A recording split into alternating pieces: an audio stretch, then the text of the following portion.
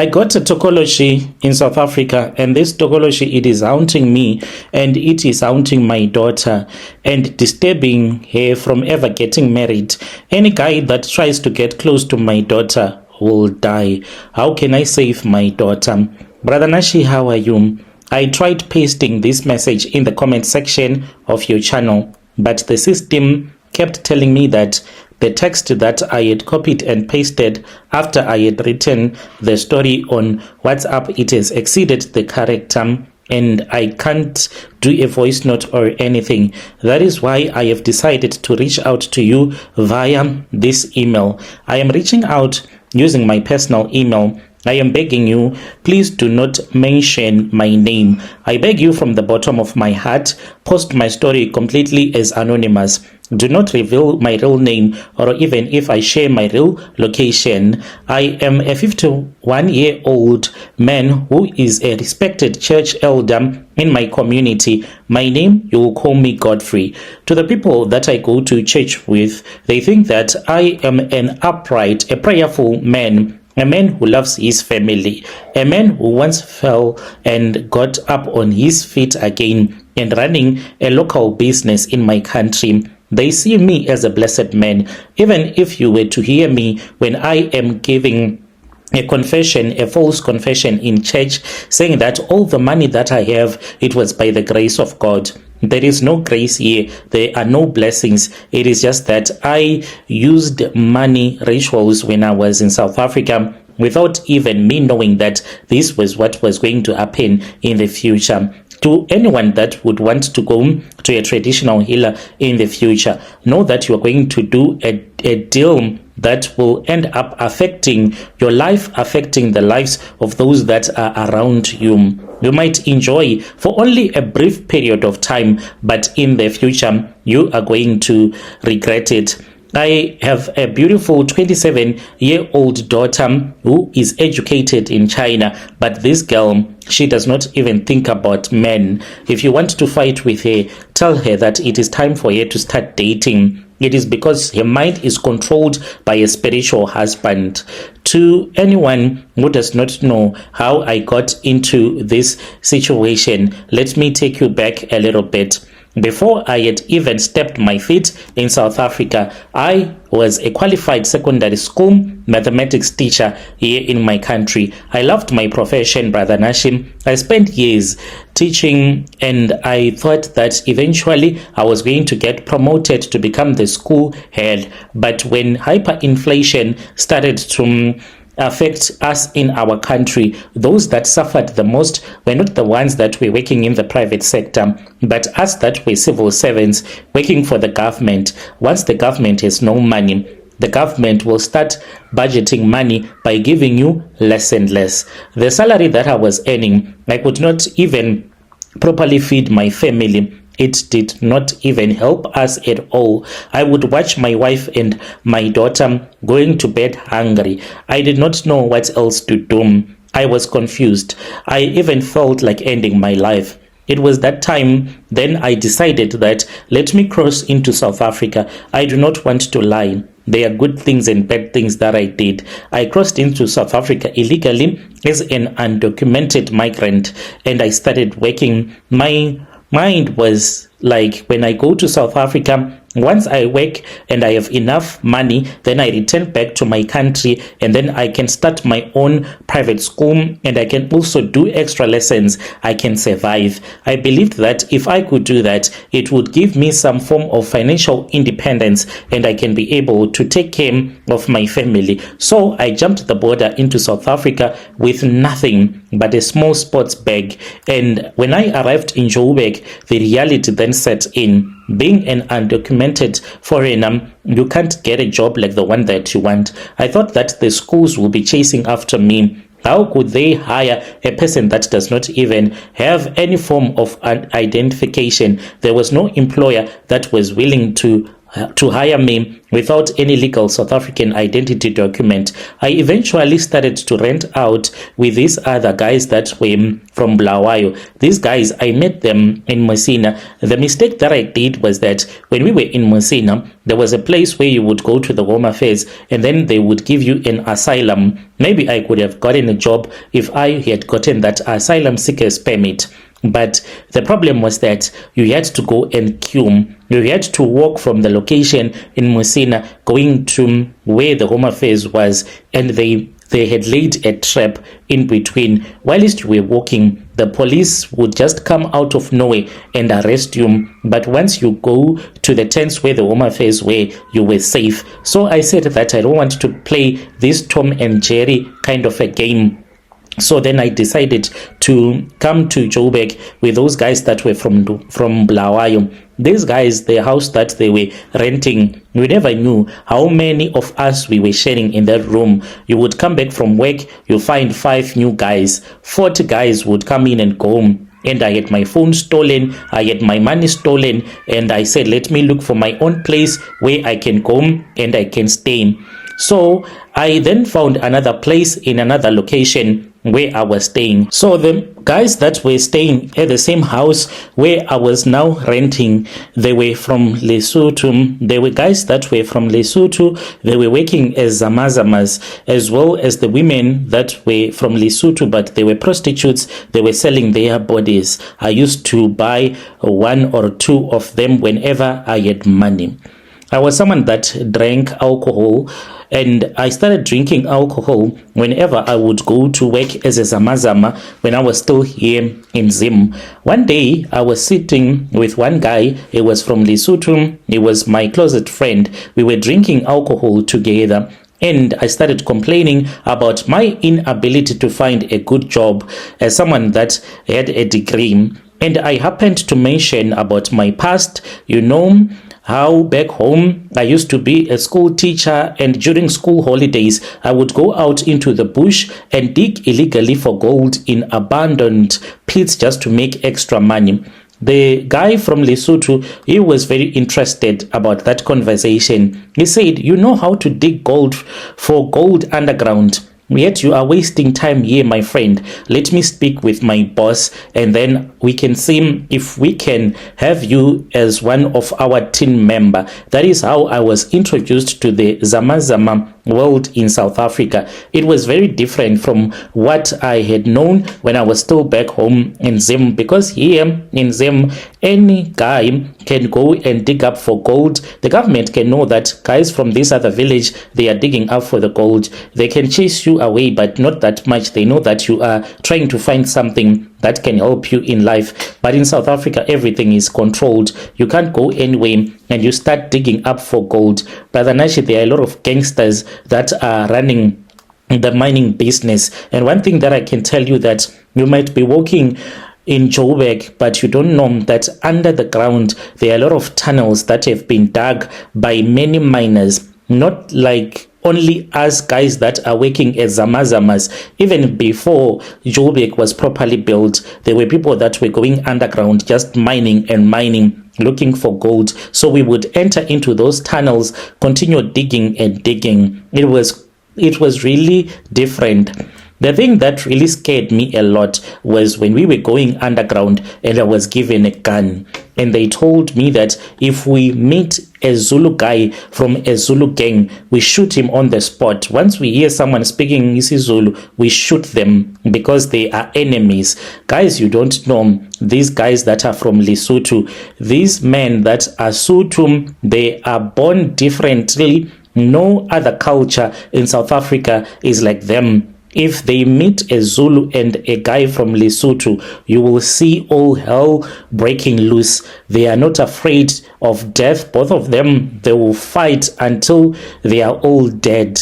And I was afraid. I was terrified. Brother, I swear to you, Even a guy who is in Ndebele will run away from a Zulu or from a Lesotho, because I saw it happening underground. We would meet guys from my country that are Ndebele speaking, those that we say that they are the bravest in our country. Once they hear that this gang is Zulu or from Lesotho, they would run away. The guys that I used to travel around with, they could kill a Zulu guy, take his skin, cook a little bit of it. They believe that this will make them to be much more stronger in battle the next time that they start shooting at each other. I was afraid I would run away. I can't stand the sound of the guns as they will be shooting at each other, and those guys, they don't care about death. So the person that we were working for, people, they just think that when you are a Zama Zama, then your boss is your boss. You might be having a boss that is in India.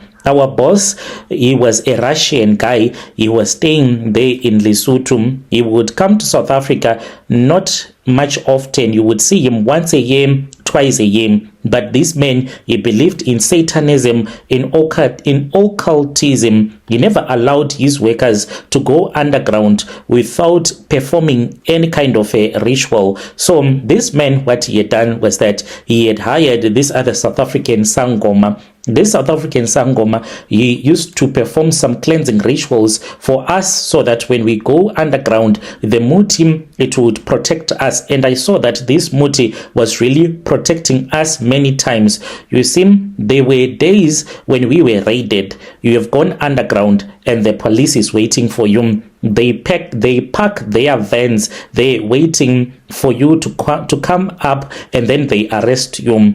Those police from the tactical unit, they would raid the surface above the place where we would enter and get out of the mine shaft. They would wait and wait and wait, even starving us. But what would happen is that this muti will make all the police to just go and leave everything and go and find food. They can go maybe for about 30 minutes saying that we are coming back with their vans, and then we would go out and we would run away, and they won't come back until we are at a safe distance. And they will just get bored. They can sleep while it's waiting to arrest us, and then we come out and we run away. We always performed this ritual so that we can be protected from the Zulu gangs, and we can be protected as well from the police. So there was a time, Brother Nashi, when I went to Rustenburg.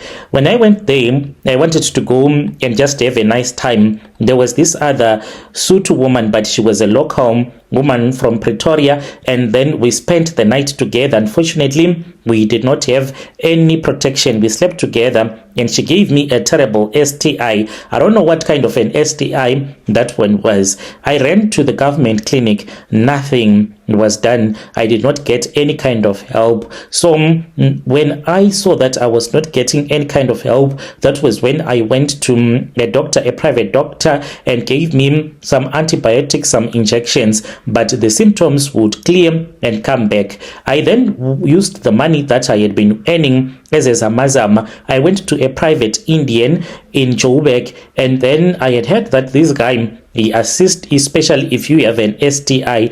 And then he asked me how many times I've been taking these antibiotics. I told him that so many times I had gone to different doctors without informing the doctor that previously I had been drinking and some antibiotics, and the STI did not go away. And then that man said that if you continue taking these antibiotics as if you are drinking grandpa, you are going to die very soon. So he gave me an injection, but nothing was working. I then decided to go the African way. I turned to herbal medicine, and then I bought this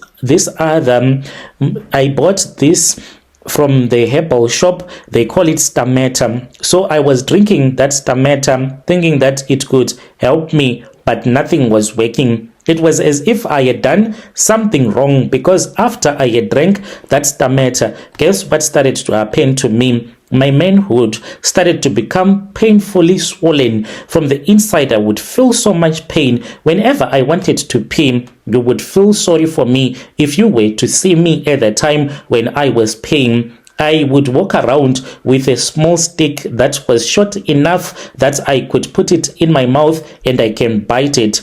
I would bite that small stick whilst I was peeing. It was as if I was peeing urine that was burning hot. One day, when we went to the Sangoma to do the rituals, because we were supposed to go and open this other new underground mine shaft to reopen it. So the boss had instructed our several bosses to make sure that we don't go underground without performing those rituals. We went to the Sangoma and the Sangoma cleansed all of us. He then asked me, whilst he was cleansing me, because whenever he would touch me, I would moan in pain. He then asked me why I was like that and why I was walking with a limp. I told him that I was okay.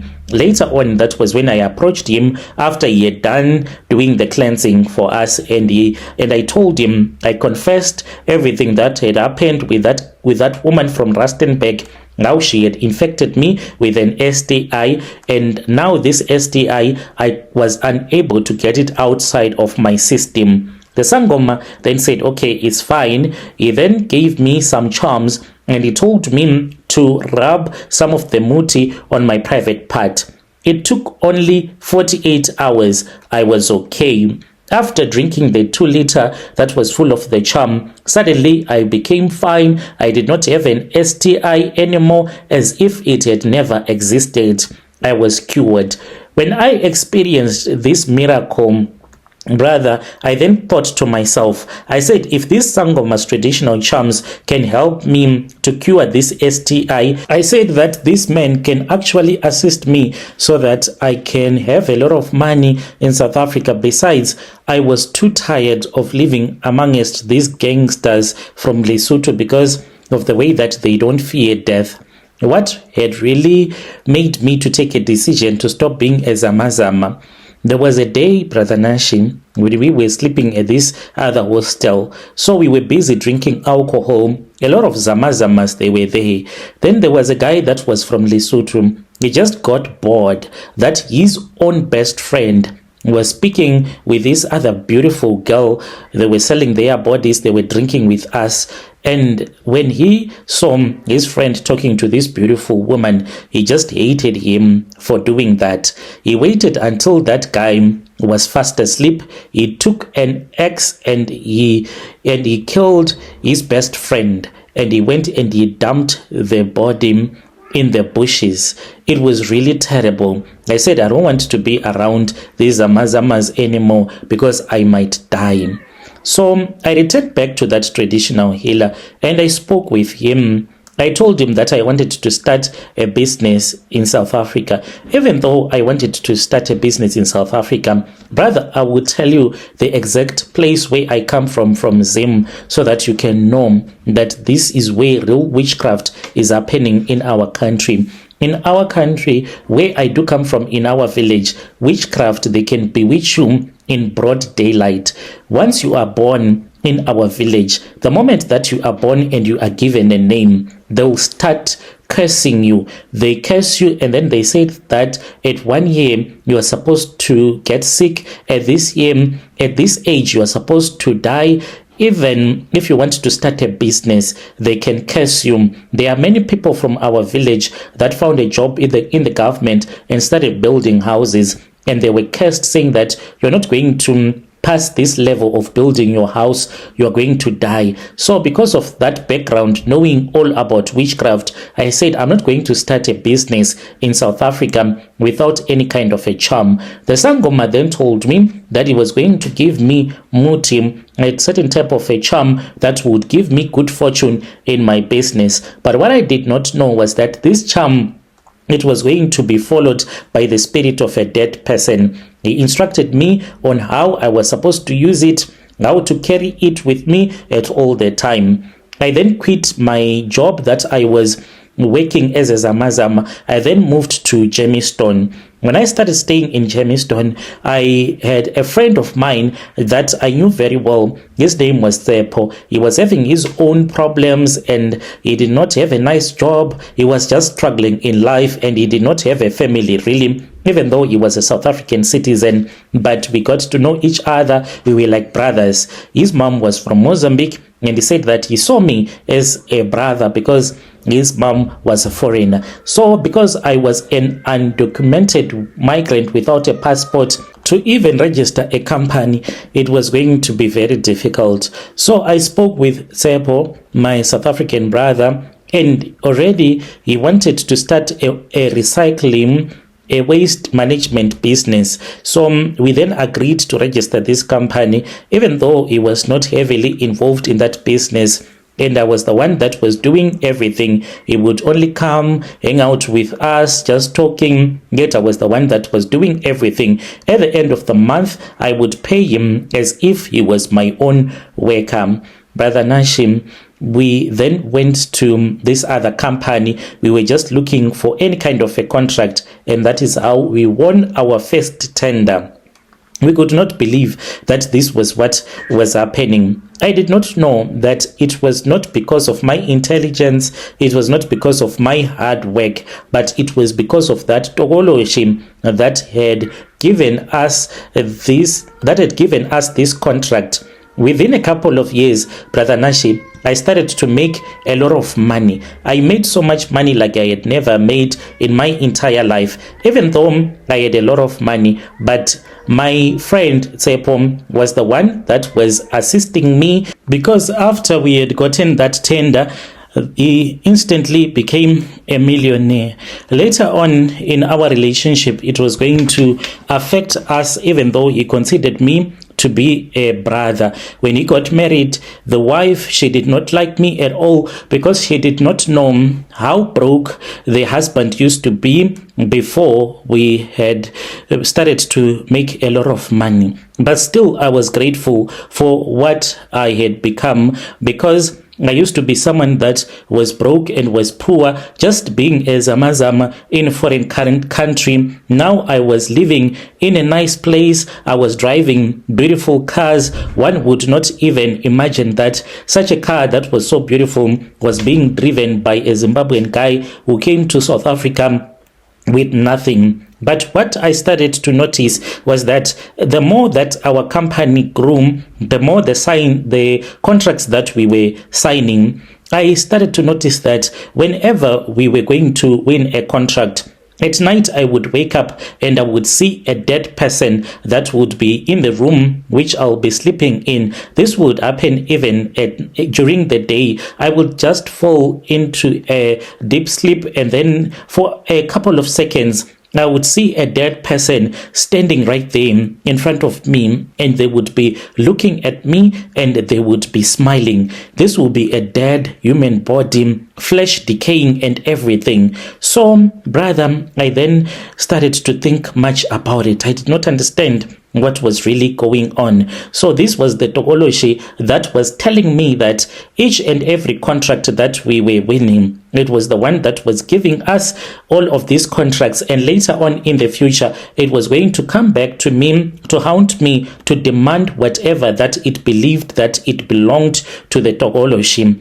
I was making a lot of money, and I had forgotten about my wife and my daughter that I had left behind in Zim. Why I had forgotten about them? The reason being is that my wife, she did not like staying in South Africa, and my wife, she was going to another church and I was going to another church, and I wanted to sleep with a lot of women because already I was making a lot of money in South Africa, so my wife did not want to be around me. I then saw that the way that I was being mistreated by Tsepo's wife, eventually things were not going to be okay. I can say that things started to become really bad between me and Tsepo when I had an accident. Remember that all the cars, even though they were mine, but they were not in my name. So I had an accident, and Tsepo was starting to complain, saying that the wife was complaining as well, saying that now their insurances have gone up because of the accident that had happened, as well as he said that what if you commit a crime? And I said, come on, man, I am making so much money, why would I want to commit a crime? But it was like, humans are humans. What if you commit a crime and I will go to jail because you are using my car? I can't do this, I have a family. I was the best man at his wedding. The wife, I started to notice that she did not like me. Sometimes she would say that I'm a Nigerian. I am not in Zim. She was trying to say that I was dealing in drugs because I would request to change cars here and then. She would get angry, even though they would be using brand new cars, and I say that I want this other car at a dealership. She would get so angry at her husband when we would go to buy that car.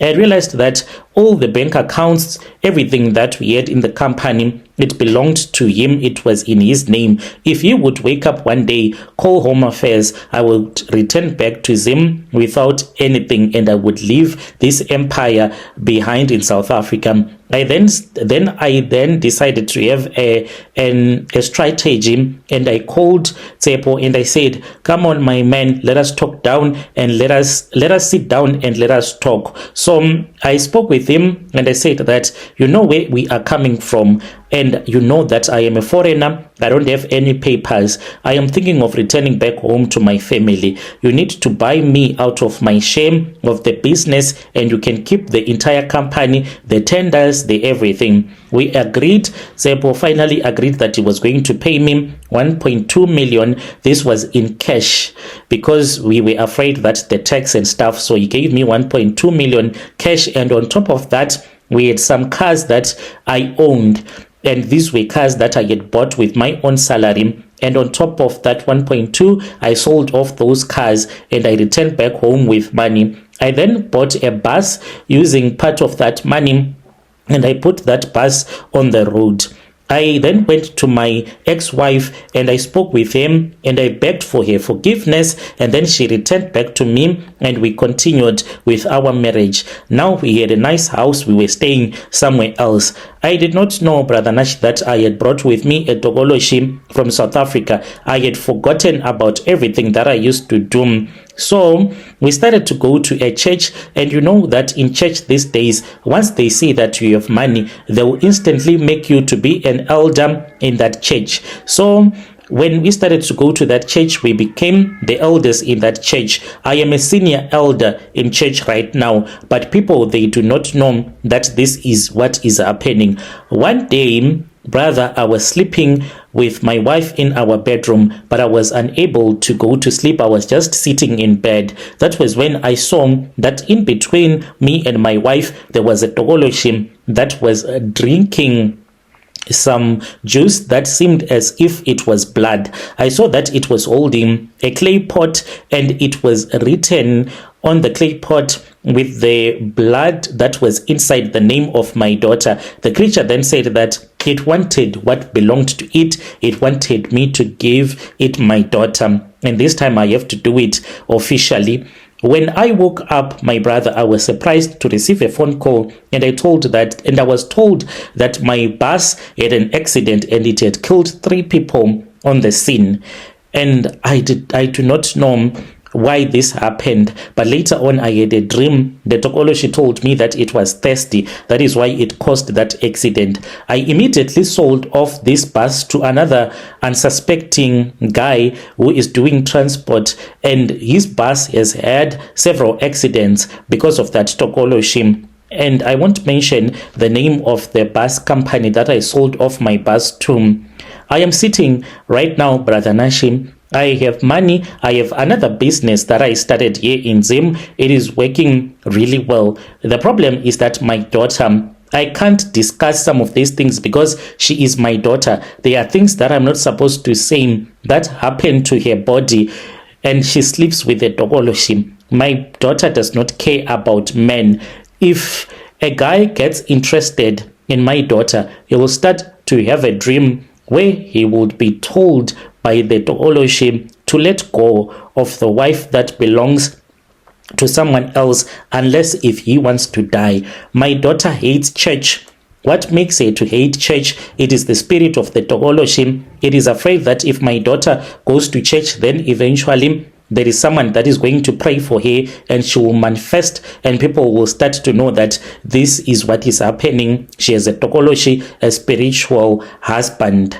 My daughter recently told me that she wants to go to an apostolic church. I am afraid that if she go there to the apostolic church, they are going to expose me that this is what I did to him. They are going to tell her that your father brought a Tokoloshe with him from South Africa.